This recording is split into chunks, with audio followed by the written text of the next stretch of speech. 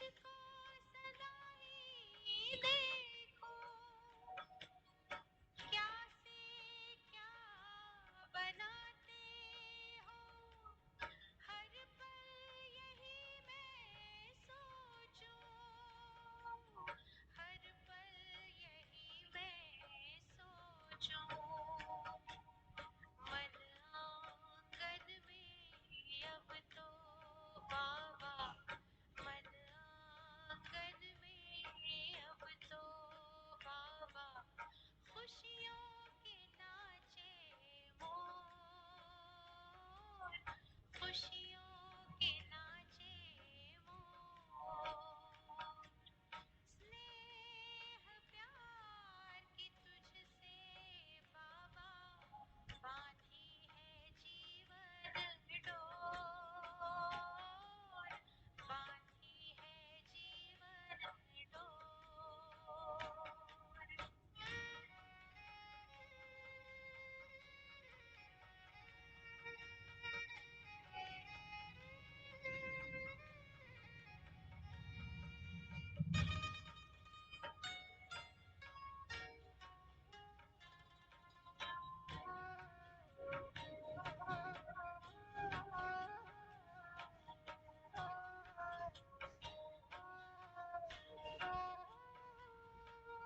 तुमने ही चमकाया बाबा तकदीर का ये सितारा,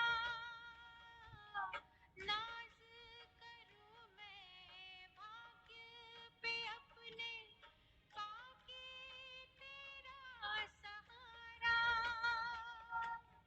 पाके तेरा सहारा।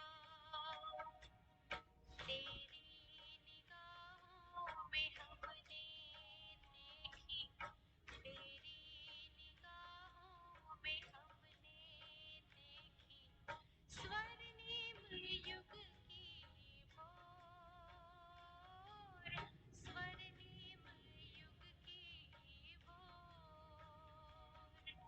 स्नेह प्यार की तुझसे बाबा, बांधी है जीवन डोर, बांधी है जीवन डोर।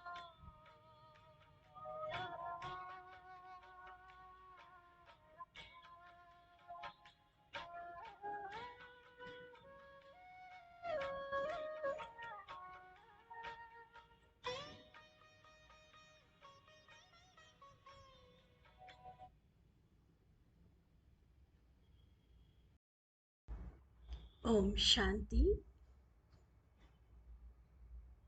मीठे प्यारे बाबा जो खुद स्नेह प्यार का सागर है, ऐसे बाबा के असीम प्यार में डूबी हुई हम आत्माएं, जिनके मन की डोर बाबा के साथ बंध चुकी है, एक ऐसा अविनाशी अटूट संबंध बाबा के साथ जुड़ चुका है जो कल्प कल्प के लिए कायम रहेगा।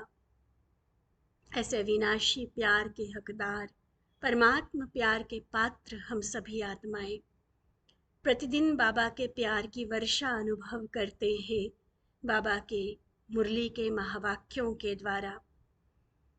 किस तरह से बाबा कभी हमें मुरली में प्यार का एहसास कराते, कभी हमें हिम्मत, साहस, शक्ति भरते, कभी सेवाओं के लिए प्रेरित करते, तो कभी ज्ञान के नित नए नए राजों से हमारी बुद्धि को और तीक्ष्ण करते जाते हैं। बाबा के इस रहम को देखते, बाबा के इस प्यार को देखते, दिल स्वतः धन्यवाद के गीत गाता है। तो बाबा की महिमा करते, बाबा के प्यार में समाते, हम इस पुरुषार्थ के मार्ग में, आध्यात्मिक राह में आगे बढ़ते जा रहे हैं। अभी भी बाबा की जो अव्यक्त मुरली हम सुन रहे हैं, 15 मार्च 81 की, इस मुरली में भी बाबा ने कितना प्यार से हमें क्लियर करके बताया। जो पहला पार्ट हमने सुना इस मुरली का, 18 मार्च 81 की मुरली, जिसमें बाबा ने हमें बताया कि यह ज्ञान भी बहुत सहज है, योग माना भी बाबा से सर्व संबंध वाली, कितने समीप संबंध वाली याद है। तो जब ज्ञान भी सहज है, योग भी सहज है, फिर बच्चों को मुश्किल क्यों लगता है? और उस मुश्किल को सहज करने की युक्ति फिर बाबा ने बताई, सदा बाबा को देखो।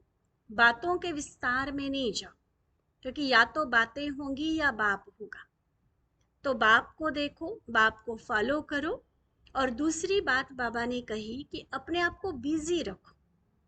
जितना खुद को बिजी रखेंगे, माया को आने का चांस नहीं मिलेगा। और उस आधार पर हम बहुत अच्छे से अपने आप को संपन्न बना सकेंगे। सहज मार्ग पर आगे बढ़ते हुए संपन्नता की मंजिल पर पहुंच सकेंगे। इस तरह से बड़ी प्यार भरी शिक्षाएं, मीठी मीठी शिक्षाएं देते हुए बाबा ने अलग अलग ग्रुप्स के साथ भी बात की है, जिसमें कल भी हम सुन रहे थे कि किस तरह से बाबा ने बच्चों को अपना स्वमान याद कराया कि एक एक रतन बहुत ही श्रेष्ठ है।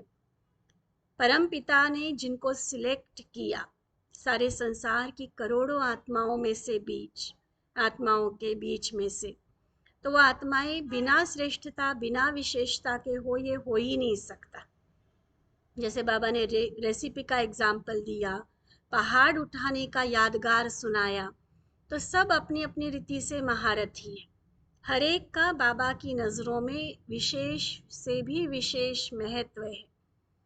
इसलिए अपने आप को भी कभी साधारण नहीं समझना। हम महान हैं, श्रेष्ठ आत्माएं हैं, और ऐसे ही श्रेष्ठता द्वारा भगवान के कार्य में हम मददगार हैं। त्रिशूल की भी स्मृति बाबा ने दिलाई, और इस तरह से पावरफुल स्वमान दिलाते आगे बाबा और एक ग्रुप से बात कर रहे हैं। लेकिन हम अपने आप को बाबा के सामने उपस्थित महसूस करते हुए यह महसूस करेंगे कि बाबा मुझ आत्मा से पर्सनल बात कर रहे हैं। पक्की हो गई है ना सभी को मुरली सुनने की विधि? तो इसी विधि पूर्वक हम मुरली सुनेंगे। बाबा पूछते, सदा अपने को पूज्य आत्माएं समझकर चलते हो? पूज्य आत्माएं अर्थात महान आत्माएं। महान बनने की विशेषता है सदा अपने को, महान बनने की विशेषता सदा अपने आप को मेहमान समझकर चलना। इस संसार में हम मेहमान हैं। जो मेहमान समझकर चलता है वही महान पूज्य बन जाता है। समझा? क्यों? मेहमान और महान का क्या रिलेशन है? क्योंकि त्याग का भाग्य बन जाता है। मेहमान की मेंटालिटी क्या होती है? कुछ दिन के लिए यहाँ रहना है। उसका ममत्व नहीं होता, मोह लगाव नहीं होता किसी चीज में। भले यूज भी करेगा, रहेगा भी सबके बीच में, लेकिन उसको पता है 4 दिन बाद मुझे जाना है। तो मेहमान का मतलब ही होता है निर्मोही स्थिति। और मोह का त्याग करने के कारण, मैं और मेरेपन का त्याग करने के कारण उस त्याग का भाग्य बन जाता है। और जो भाग्यशाली आत्मा है वो स्वतः महान कहलाती है। तो लिंक क्लियर हो रहा है ना? बाबा कहते हैं मेहमान जो खुद को समझकर चलता है वही महान पूज्य बन जाता है, क्योंकि त्याग का भाग्य बन जाता। मेहमान समझने से अपने इस देह रूपी मकान से भी निर्मोही हो जाते। सिर्फ संसार से, चीज़ों से, लोगों से नहीं, लेकिन सबसे पहले इस देह में भी मैं आत्मा मुसाफिर हूँ, मेहमान हूँ, देह भी मेरी नहीं। तो ये निर्मोही अवस्था जिसे बाबा आज मेहमान शब्द से हमें क्लियर कर रहे हैं। मेहमान का अपना कुछ नहीं होता, कार्य में सब वस्तु लगाएंगे, लेकिन अपनेपन का भाव नहीं होगा। इसलिए न्यारा भी और सर्व वस्तुओं को कार्य में लाने वाला प्यारा भी। मेहमान की कितनी सिंपल सी एक शब्द है या रोज की हमारी आदत और अनुभव है लेकिन उस आधार पर बाबा कितनी बड़ी आध्यात्मिकता की शिक्षा हमें दे रहे हैं कि मेहमान क्या करता है, भले सर्व चीज़ों को यूज़ भी करेगा लेकिन फिर भी फंसेगा किसी में नहीं, मेरापन लगाव किसी में भी नहीं होगा। तो ऐसे महान हो, मेहमान समझकर चलते हो ना। आज यहाँ है और कल चलेंगे अपने घर, अपने घर परम धाम, फिर आएंगे अपने राज्य में। यही धुन लगी है ना, दोनों आंखों में दोनों धाम समाये हुए हैं, एक में मुक्ति तो दूसरे में जीवन मुक्ति धाम। इस दुनिया में जैसे होते हुए भी न्यारे प्यारे, उपराम अवस्था, इसी को बाबा ने मेहमान की स्थिति बताई। इसलिए इस देह से भी उपराम घर जाना है और फिर अपने स्वर्ग राज्य में आना है। तो इस देह से, देह की दुनिया से उपराम, जब देह से उपराम हो जाते तो देह के संबंध और वैभवों से उपराम हुए ही पड़े हैं। यह उपराम अवस्था कितनी प्यारी है। अभी अभी कार्य में आए और अभी अभी उपराम हुए। ना कार्य करने से पहले उसकी चिंता है, न कार्य करने के बाद उसके फल की अपेक्षा है। अभी अभी आए, अवतरित आत्मा, शरीर का आधार लेकर कर्म किया और फिर उपराम हो गए। बार बार अभ्यास करना और स्मृति में इस बात को लाना जरूरी है। कई बार बाबा की कुछ बातों को हम बार बार सुनते हैं तो बार बार सुनने का भाव ये होता है कि वो इतनी इम्पोर्टेंट है, लेकिन कई बच्चे थोड़ा उल्टा कर लेते हैं कि अगर एक ही बात बाबा बार बार बता रहे हैं तो ये तो सुनी हुई पॉइंट है, बहुत बार सुनी है मुरली में, और उसको कॉमन समझना शुरू कर देते हैं। लेकिन ऐसा नहीं, अगर कोई बात पर सुप्रीम टीचर अटेंशन दिला रहा है, रिपीट कर रहा है, दैट मीन्स कि वो बात उतनी ज़्यादा इम्पोर्टेंट है। फाइनल पेपर में वही हमारे काम आनी है। तो अभी अभी देह में आए, अभी अभी कार्य किया और कार्य से फिर उपराम हो गए। फिर उसमें कर्तापन का भान, फिर उसके में मान शान की इच्छाएं, उसका फल पाने की इच्छाएं, वो नहीं रहेगी। जब मेरापन आता है, मैंपन आता है, कर्तापन का भान आता है, तब इन सारी बातों में उलझ जाते हैं। और मेहमान समझना माना मेरा है ही नहीं कुछ। जैसे मेहमान बनकर हम कहीं भी जाते हैं, हम सहयोग भी तो करते हैं ना। सहयोग करते हुए भी उसमें प्यार से भी आपस में रहेंगे। थोड़ा बहुत कहीं कहीं हमें कॉम्प्रोमाइज़ करना पड़ता है, एडजस्ट करना पड़ता है, लेकिन कहेंगे कोई बात नहीं, 4 दिन की बात है। तो उतना प्रेम प्यार से मिलजुल कर रहेंगे, कार्य भी करेंगे, रहेंगे भी सबके साथ। और फिर जब आने का दिन होगा, बस खुशी खुशी वापस। ये नहीं कि हाँ 4 दिन मैं यहाँ रहा, 4 दिन मैं यहाँ रही तो मैं यहीं की हो गई, ऐसा नहीं। मेहमान बनकर गए हैं, फिर अपने घर वापस लौट आते हैं। तो बिल्कुल यही उपराम अवस्था बाबा हमें सिखा रहे हैं। अभी अभी कार्य में आए और अभी अभी उपराम। आपके जड़ चित्र पूज्य रूप में मंदिरों में रखते हैं, लेकिन भक्ति में भी संगम की उपराम स्टेज की परंपरा चली आती है। मंदिर श्री लक्ष्मी नारायण का, लेकिन क्या श्री लक्ष्मी नारायण उस मंदिर को अपना समझेंगे? उपराम है ना। जड़ चित्र जो पूज्य बनते हैं उनमें भी अपनापन नहीं है। तो चैतन्य पूज्य आत्माएं, उनमें भी सदा मेहमान वृत्ति, कहीं भी रह रहे हैं, मेहमान है। मेहमान का मतलब ये नहीं कि काम ही ना करे, वैसा वाला मेहमान नहीं। क्लियर किया बाबा ने, कार्य कर भी रहे हैं, जिम्मेवारी भी निभा रहे हैं, बड़े से बड़ी सेवाएं भी कर रहे हैं, लेकिन उसमें से मेरेपन के भाव का अभाव, लगाव नहीं, कहीं भी मोह नहीं, कर्तापन का भान नहीं। उसको मेहमान की बात बाबा समझा रहे।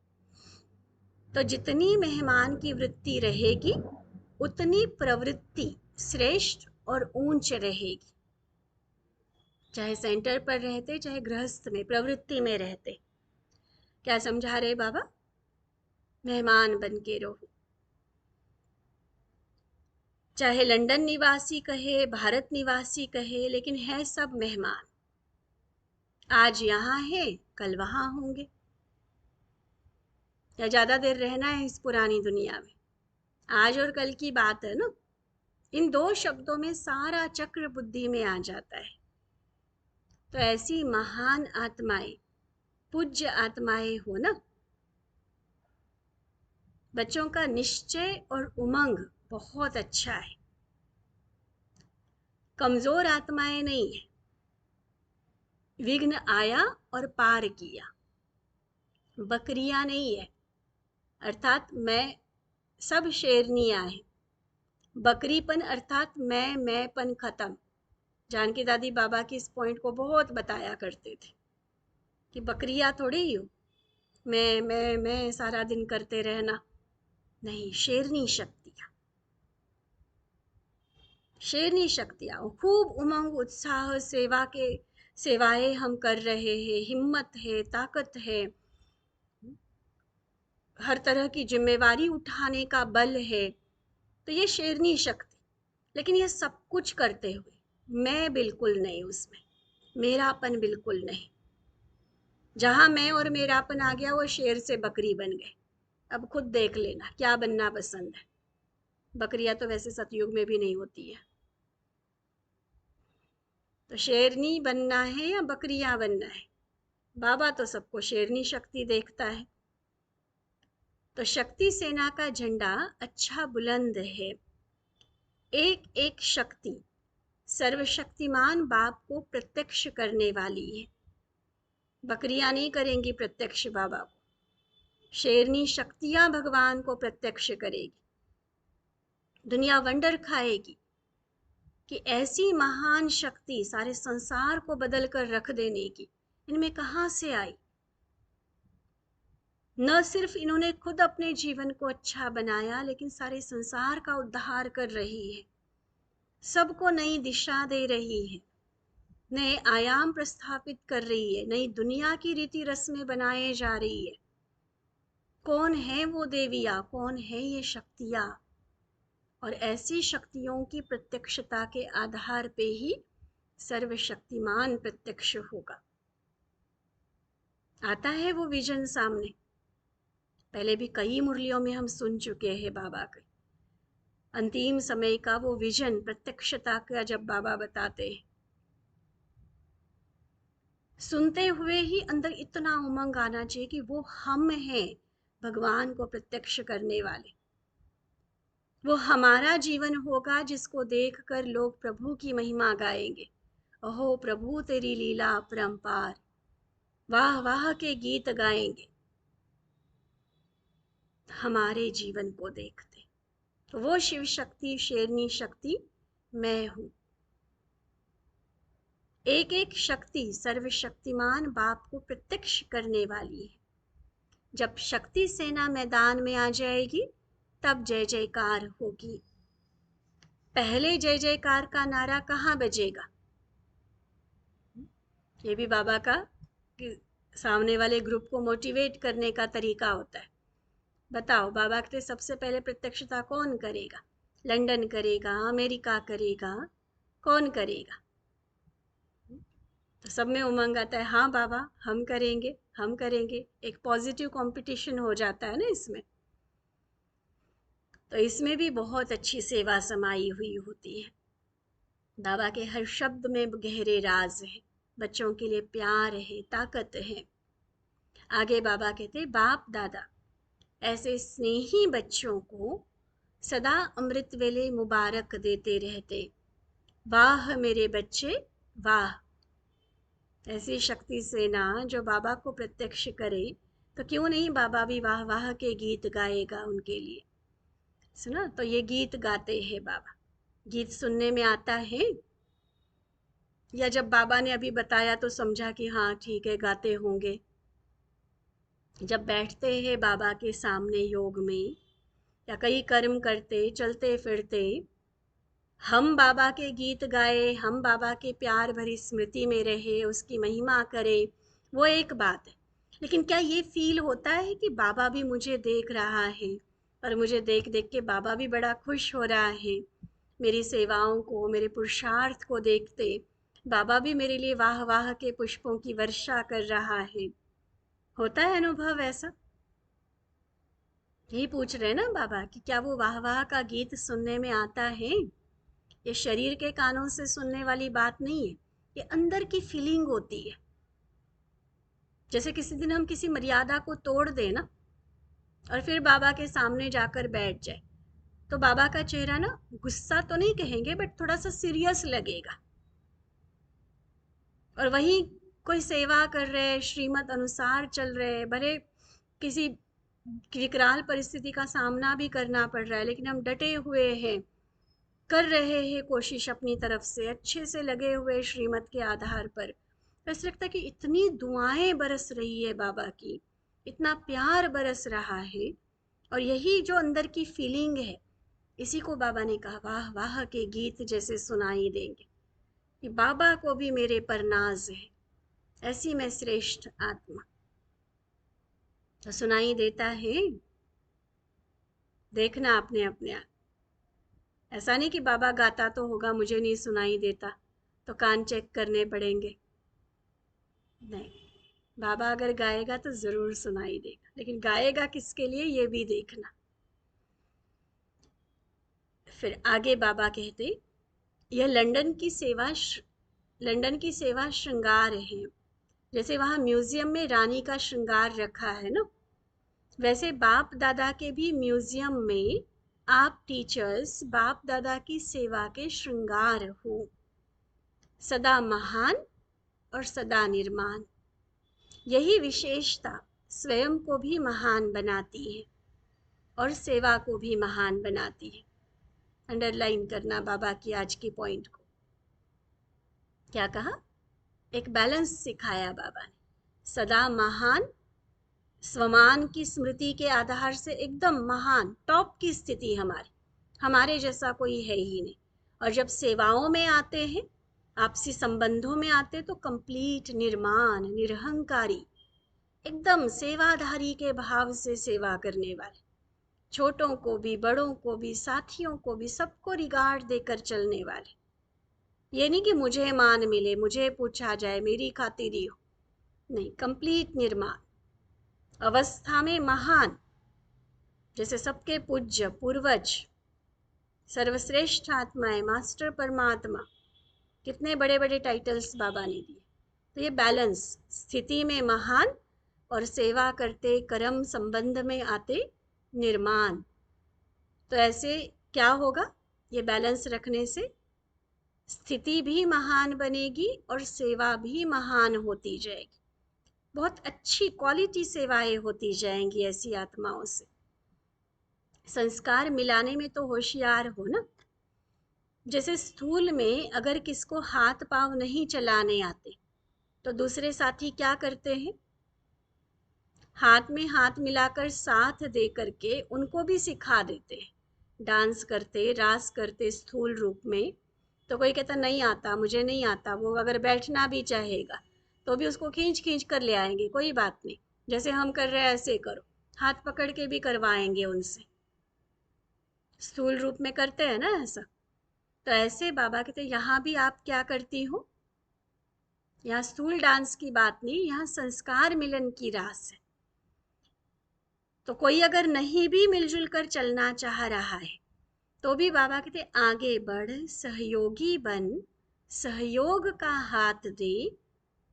संस्कार मिलाने की डांस सिखाते हो ना, करते भी है और सिखाते भी है। ऐसा नहीं कि कोई कट के रह रहा है, कोई किनारा होके रह रहा है तो रहने दो, कोई बात नहीं, नहीं, सबको साथ लेके चलना, ये सहयोग देकर उनको भी आगे बढ़ाना, संगठन में उनको भी रखना, संस्कार मिलन की रास वो बाबा हमें सिखा रहे हैं। इसमें तो नंबर 1 हो ना। बाबा कहते इसी विशेषता के आधार पर जो सबसे ज्यादा संस्कार मिलाने की डांस करता, सहयोग संस्कार मिलन की रास क्लियर हुई ना।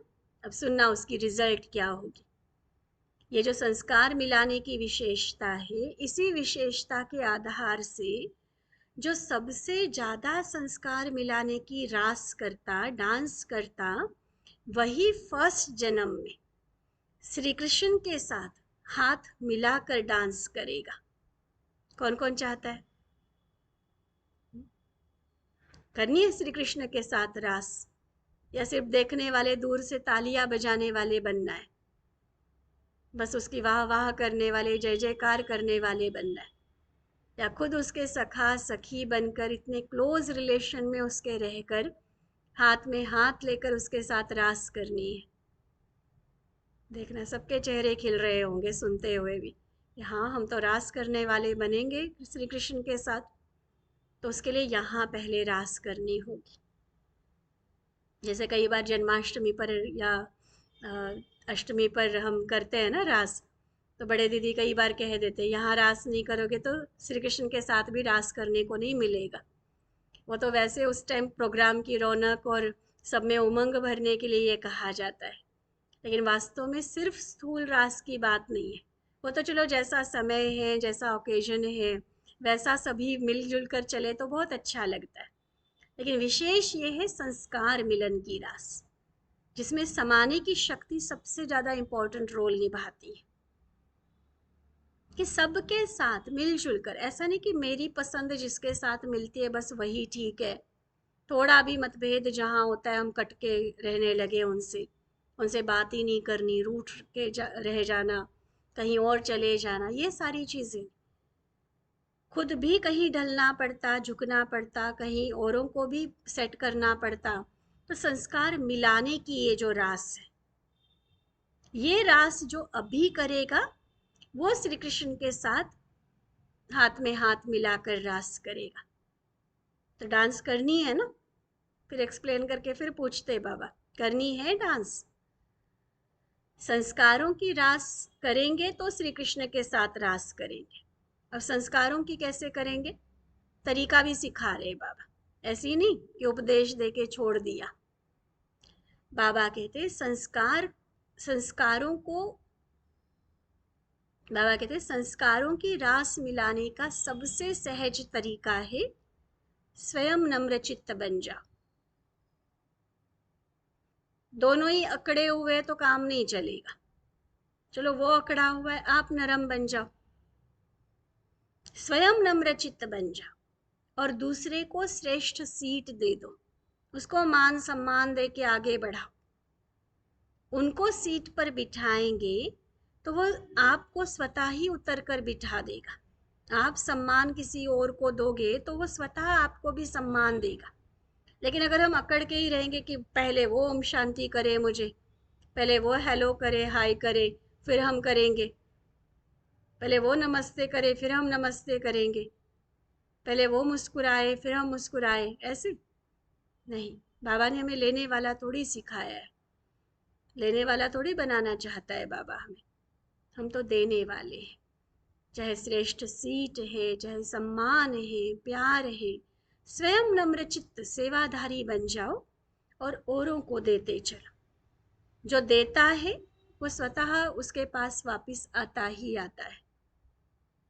इसलिए बाबा कहते अगर आप बैठने की कोशिश करोगे तो वो बैठने नहीं देगा, लेकिन आप उसे बिठाएंगे तो वो उतर कर आपे ही आपको बिठाएगा। तो बिठाना ही बैठना है, रिगार्ड देना ही रिगार्ड लेना है। तो यह पहले आपका पाठ पक्का हो। संस्कार मिलाने की बहुत सुंदर युक्ति बाबा बता रहे, स्वयं को नम्रचित्त बनाओ, पहले आपका पाठ पक्का करो। फिर संस्कार सहज ही मिल जाएंगे, सीट भी मिल जाएगी, रास भी हो जाएगी। संस्कार मिल जाएंगे, सीट भी मिल जाएगी, रास भी हो जाएगी। और भविष्य में भी क्या बताया था बाबा ने? भविष्य में भी रास करने का चांस मिल जाएगा, direct Shri Krishna first Prince के साथ। तो कितनी सहज बात है। अच्छा, बाबा के सामने जो बैठे हैं, बाबा के ये सच्चा सेवाधारी ग्रुप है। सेवाधारी शब्द ही बहुत मीठा है। सेवाधारी को ये नहीं समझना कि मेरी इज्जत कम हो रही है, नहीं, सेवाधारी बहुत मीठा शब्द है। तो बाबा कहते टीचर शब्द अच्छा लगता है, वीआईपी कहलाना अच्छा लगता है, या सेवाधारी? क्या अच्छा लगता है? ये तो बड़े वीआईपी बीके हैं हमारे, ऐसे नहीं, सेवाधारी। हम सेवा में हैं बाबा की। बाबा भी अपने को ओबीडियंट सर्वेंट कहते हैं। तो सर्वेंट कहना कम बात हो गई क्या? भगवान खुद कह रहा है अपने आप को कि मैं तुम्हारा आज्ञाकारी सेवक हूँ, सेवाधारी हूँ। तो हम अपने आप को सेवाधारी कहने में शर्म क्यों करते हैं? है तैयार सभी? सिर्फ कहलाने में नहीं, वो भावना बाबा हमारे अंदर क्रिएट करना चाहते हैं। और जहाँ सेवा भाव आ गया ना, कोई तेरी मेरी तू मैं कुछ नहीं रहता है। ये जो रीस की भावना, किसी से जल रहे, किसी से ईर्ष्या कर रहे, ये सारी बातें तभी होती है जब सेवा भाव खत्म होता है। तब वो लेग पुलिंग की, एक दूसरे की टांगे खींचने वाली चीजें शुरू हो जाती है। नहीं तो हम सेवाधारी, साथ एक दूसरे को लेकर, हाथ में हाथ मिलाकर, सबको साथ मिलकर हमें सेवा करनी। एक ही तो लक्ष्य है ना हम सबको बाबा ने दिया हुआ, संसार को बदलना है, दुनिया को स्वर्ग बनाना है, फिर से स्वर्ग धरा पर लाना है। तो सबने मिलकर करना है ना। इसमें कोई हम एक दूसरे के दुश्मन, कॉम्पिटिटर थोड़ी ही है, अपोजिट टीम्स थोड़ी ही है हम। नहीं, हम सब एक है, एक उद्देश्य के साथ, एक बाबा के परिवार के। तो सेवाधारी बहुत अच्छे से अपने आप को पक्का कराने वाला ये शब्द है। और भी कई सारे स्वमान हैं, लेकिन सेवाधारी अपने आप में इतना हमें सरल चित्त वाला बना देगा ना, इतना मिलनसार बना देगा, नम्रचित्त बना देगा। मैं सेवाधारी, जैसे बाबा सेवा में उपस्थित होते हैं, हम भी सेवा में हैं। ये सेवा सेवा सेवा ये पक्का करते चलो। आगे बाबा के सामने फ्रांस का ग्रुप है। बाबा कहते, याद की यात्रा में सदा चलते हुए हर कदम में पद्मों की कमाई जमा कर रहे हो। याद के एक एक कदम में पद्मों की कमाई है, तो कितनी कमाई जमा हो रही है? हर कदम में पद्मों की कमाई जमा करने वाले सोचो कितने माला माल होंगे। एक दिन में 200-400 कमाते, 1000 कमाते तो ही कि अपने आप को समझते कि पता नहीं हम कितने धनवान। और अगर एक एक कदम में पद्मों की कमाई हो रही है, सुनाया था ना पदम माना कितना? एक पर 15 बार जीरो लगा लो। जैसे एक पर एक जीरो लगाओ तो 10 होता है, 2 जीरो लगाओ तो 100 होता है, ऐसे 15 जीरो लगाओ एक पर, एक के बाद, तो वो होता है एक पदम। लाख, करोड़, अरब, खरब करके आगे आगे जाकर फिर वो बनता है एक पदम। और ऐसे पदमा पदम, जितने कदम उठाओगे उतनी पदमों की कमाई। तो सोचो कितने माला माल हो गए, कितने खजानों से भरपूर हो गए, श्रेष्ठ आत्माएं हो गए। और तरीका कितना सहज, बस बाबा के याद की बिंदी लगाते जाओ, कमाई बढ़ाते जाओ। तो ऐसी संपन्न आत्मा अपने को अनुभव करते हो। अखुट खजाना मिल गया है ना, खजाने की चाबी मिल गई है, चाबी लगानी आती है, देखो 3 प्रश्न बाबा ने पूछे, एक एक स्टेप है तीनों में। एक, खजाने मिल गए? हाँ जी मिल गए, बाबा के बने तो मिल गए खजाने। अच्छा, खजाने की चाबी मिल गई? वो भी इजी है, मेरा बाबा को हो खजाना खुल जाता है, तो चाबी भी मिल गई। अब असली प्रश्न ये है तीसरे वाला, कि चाबी लगानी आती है, यूज करना आता है चाबी को? वो हम भूल जाते हैं, है ना। तो ना तो खजाने बाबा ने देने में कमी की और ना ही उसको कोई ताला लगा के दिया। क्लियर कहा कि बस मेरा बाबा को, सब कुछ आपका। लेकिन बाबा को ही भूल जाते हैं, इसलिए फिर खजानों की कहीं कमी लगती, फिर कहीं फेल होते, कहीं हार खाते।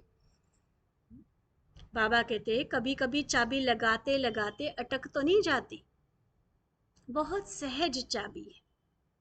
मैं बाप की डायरेक्ट संतान, अधिकारी हूँ, तो अधिकारीपन की स्मृति ही खजानों की चाबी है।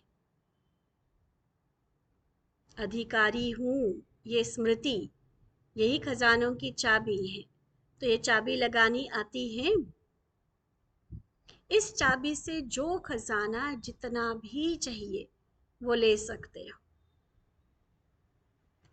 सुख चाहिए, शांति चाहिए, प्रेम चाहिए, आनंद चाहिए, शक्ति चाहिए, जो चाहिए सब कुछ मिल सकता है। सब कुछ में सब कुछ आ गया, कोई कमी नहीं रहेगी। लेकिन चाबी, चाबी ठीक से लगानी सीखो। मैं अधिकारी हूँ, मुझे मांगने की ज़रूरत नहीं है, कंप्लेंट्स करने की ज़रूरत नहीं है। मैं अधिकारी हूँ, जैसे स्मृति आई खजाना सामने खुला, यूज़ करते जाओ उसको। आगे एक प्रश्न है कि कौन सा वेट अर्थात वजन कम करो तो आत्मा शक्तिशाली बन जाएगी। फिजिकल फिटनेस का, शरीर का वेट कम करने का तो सबको रहता है ना। यहाँ बाबा क्या कहते, बाबा की तो सारी बातें रूहानी है ना। बाबा कहते आत्मा पर वेस्ट का वेट है, व्यर्थ का जो वजन है ना, बोझ है। वेस्ट संकल्प, वेस्ट वाणी, वेस्ट कर्म, इन सब के कारण आत्मा भारी हो जाती है। जब इस वेट को खत्म करो, इस बोझ को जब खत्म करो, इस वेट को समाप्त करने के लिए सदा सेवा में बिजी रहो। शरीर के वेट के लिए बोलते हैं कि शारीरिक कसरत करो, आराम से बैठो नहीं। तो ऐसे यहाँ पर भी बाबा कहते आत्मा पर जो बोझ है व्यर्थ का, उसको खत्म करना है तो सेवा में खुद को बिजी रखो, मनन शक्ति को बढ़ाओ। मनन शक्ति से आत्मा शक्तिशाली बन जाएगी। मन को बिजी रखो, चाहे ज्ञान के मंथन में, चाहे सेवाओं की प्लानिंग में, सेवा करते हुए, बस कैसे भी तरीके से खुद को फ्री नहीं होने दो, खाली नहीं होने देना। जहाँ खाली हो गए वहाँ व्यर्थ शुरू हो जाता है। इसलिए बाबा कहते मनन करते रहो, सेवा में बिजी रखो खुद को, तो आत्मा शक्तिशाली बनेगी। जैसे भोजन हजम करने से खून बनता है, फिर वही शक्ति का काम करता है, ऐसे ज्ञान का मनन करने से आत्मा की शक्ति बढ़ती है। ठीक है, तो कौन सा वेट कम करना है? व्यर्थ का। ना व्यर्थ कर्म रहे, ना व्यर्थ बोल हो, ना व्यर्थ संकल्प हो, ना व्यर्थ समय जाए हमारा। और उसका तरीका, बिजी करो खुद को, खुद ढूंढो। इंतजार नहीं करो कि कोई मुझे प्लान बना के देगा। ठीक है, जब प्लान्स आते हैं सामने तब खुली ऑफर खुद की करो, हाँ हम अवेलेबल है। उसमें जी जान लगाकर, बीसों नाखूनों का जोर लगाकर सेवा करो। लेकिन हमेशा प्रोग्राम के इंतजार की बात नहीं। उसके अलावा पर्सनल करने वाली भी बहुत सारी सेवाएं होती हैं, स्थूल रूप की भी, सूक्ष्म रूप की भी, आत्माओं को संदेश देने की भी। और नहीं तो फिर अपने मनन मंथन और मनसा सेवा की तो है ही है सेवा। उसके लिए किसी दूसरे व्यक्ति का भी, मतलब एक से बढ़कर एक भी और चाहिए नहीं होता है उसे। बाकी तो सेवाओं के प्रोग्राम में साथियों को देखना पड़ता, तबीयत देखनी पड़ती, बजट देखना पड़ता। तो उसमें सब मिलकर फिर सेवा होती हो। लेकिन यहाँ पर अकेले हो तो भी खूब सारी सेवा कर सकते हो, बस खुद को बिजी रखने का लक्ष्य होना चाहिए। फिर दूसरा एक प्रश्न है इसमें कि कौन सा मंत्र भक्ति में बहुत ही प्रसिद्ध है। कौन सा मंत्र भक्ति में बहुत ही प्रसिद्ध है, जिसकी स्मृति में रहो, जो ज्ञान में भी हम काम में लगा सकते हैं, कि जिसकी स्मृति में रहो तो सदा खुशी के झूले में झूलते रहेंगे। प्रश्न सुनते सुनते ही उत्तर याद आ गया होगा। कौन सा मंत्र भक्ति में अलग अर्थ के साथ यूज करते, बाबा यथार्थ अर्थ के साथ हमें नशा चढ़ाते। हम सो हम। भक्ति में तो हम सो परमात्मा कह देते, आत्मा सो परमात्मा। तो उल्टा अर्थ लेने के कारण ना तो प्राप्ति होती ना खुशी हो पाती। यहाँ सही अर्थ बाबा समझाते। भक्ति हम सो हम का मंत्र भक्ति में बहुत प्रसिद्ध है। अब आप बच्चे हम सो का राज प्रैक्टिकल में जान गए हो, अनुभव कर रहे हो। ये मंत्र हमारे लिए है। हम ब्राह्मण सो देवता बनेंगे। हम ही सो देवता थे, सो देवता हम ब्राह्मण बने। ये है हम सो हम ही देवता थे, हम ही ब्राह्मण बने, फिर हम ही देवता बनेंगे। ये अब पता चला। भक्ति करने वालों को जाके पूछो, उनको तो अभी तक भी नहीं पता। ये तो हम बाबा के बने तो बाबा ने इतना गहरा राज हमें बता दिया। और न सिर्फ राज बताया, उस आधार पर कितना नशा हमें चढ़ाते। यह देवताओं के चित्र देखकर बुद्धि में आता है कि ये हमारे चित्र हैं। यही वंडर है। लोग कहेंगे चरणों की धूल के बराबर भी नहीं है, और हम क्या कहेंगे, ये हमारे यादगार है। कितना नाज से फलक से कहते हैं, ये हमारे यादगार, ये हम हैं।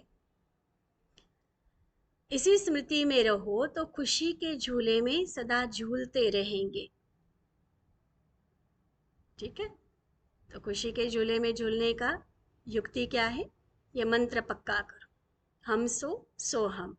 और उसके ऊपर का प्रश्न क्या था, आत्मा का वेट कम करना है, कौन सा, व्यर्थ वाला। उसके लिए खुद को बिजी करना सीखो। जो रोज हम मुरली सुनते, साकार मुरली के साथ अव्यक्त वाणी का अध्ययन भी क्यों जोड़ा गया साथ में, इसीलिए ना, कि इस बजाय इसके कि हम फालतू मोबाइल में दूसरे वीडियोस देखे, कुछ ना कुछ इधर उधर की बातें पढ़े, फालतू जोक्स हम एक दूसरे को सेंड करें, इससे तो अच्छा कि इतने पावरफुल ज्ञान के भोजन से खुद को हम भरपूर करें। सुनते समय भी ताकत महसूस होती है, और फिर उस मुरली में जो होमवर्क बाबा देते हैं, चाहे मनन चिंतन का होता है, कभी अभ्यास का होता है, तो उस आधार पर भी मन को बिजी रखने के तरीके हमें पता चलते हैं। उतना आत्मा पावरफुल होती चली जाती है। ठीक है, अच्छा, ऐसे मीठे मीठे सिकिलधे बच्चों प्रति माता पिता बाप दादा का याद, प्यार और नमस्ते। हम रूहानी बच्चों की रूहानी बाप दादा को दिल व जान, सिक व प्रेम से नमस्ते नमस्ते नमस्ते जी। ओम शांति।